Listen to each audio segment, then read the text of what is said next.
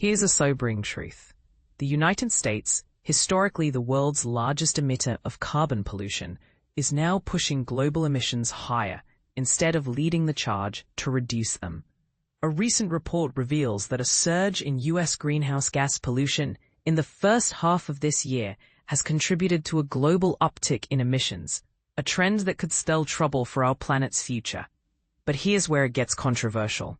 This alarming shift coincides with Donald Trump's return to the White House and his unabashed pro-fossil fuel agenda, which experts warn could drastically slow down the progress needed to avert catastrophic climate change. The Rhodium Group's forecast paints a stark picture. Trump's policies represent the most abrupt shift in energy and climate policy in recent memory, potentially halving the pace of U.S. emissions cuts achieved over the past 2 decades. While the U.S. is still projected to reduce emissions by 26% to 35% by 2035, compared to 2005 levels, this falls far short of the 38% to 56% reduction forecasted under Joe Biden's administration. And this is the part most people miss. Even these reduced targets won't be enough for the U.S. to fulfill its commitments under the Paris Agreement, which aims to limit global warming to well below 2 degrees C, 3.6 Fahrenheit, a decade ago. World leaders, including the U.S., pledged in Paris to avoid this dangerous threshold. Yet, as a key UN climate meeting approaches in Brazil this November, the world remains woefully off track. Even under the most optimistic scenario, where fossil fuels become costlier and renewable energy expands rapidly, the US will only cut emissions by 43% by 2040, falling short of Biden's ambitious targets, which Trump has since abandoned. In the worst-case scenario, US emissions could even rise slightly by the end of the 2030s. This is a significant step backward, said Ben Ting, a director at Rhodium. The US was already struggling to meet its emissions goals, and this policy whiplash is making the trajectory far worse.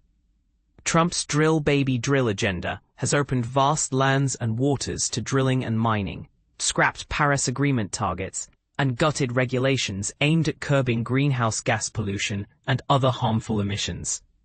His administration has also targeted the clean energy sector, signing bills that eliminate incentives for solar, wind, and battery projects, and halting renewable energy facilities even when they're nearly complete. Trump's disdain for renewables is no secret. He's famously called wind turbines ugly and championed beautiful clean coal, while encouraging fossil fuel producers to skirt pollution rules. This anti-renewable stance has already had tangible consequences. Offshore wind farms have been halted, battery factory plans cancelled, and thousands of clean energy jobs lost or stalled. According to the Climate Power Group, nearly 65,000 clean energy jobs have been impacted since Trump's election, while household power bills have risen due to reduced investment in cheaper renewables.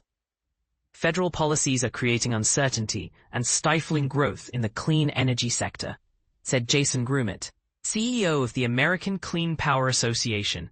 This comes at a time when we desperately need more energy to fuel our growing economy. The effects of these policies won't fully show up in emissions data for a couple of years, but early signs are already troubling. In the first half of this year, U.S. emissions rose by 1.4%, compared to the same period in 2024, contributing to a slight global increase. This trend underscores the immense challenge ahead for global leaders, especially without strong U.S. leadership. But here's the question. Is Trump's approach a necessary boost to energy independence, or a dangerous gamble with our planet's future? As emissions rise and clean energy projects stall, the debate over fossil fuels versus renewables has never been more urgent. What do you think? Is this the right path for the US, or are we risking irreversible damage to our climate? Let's discuss in the comments.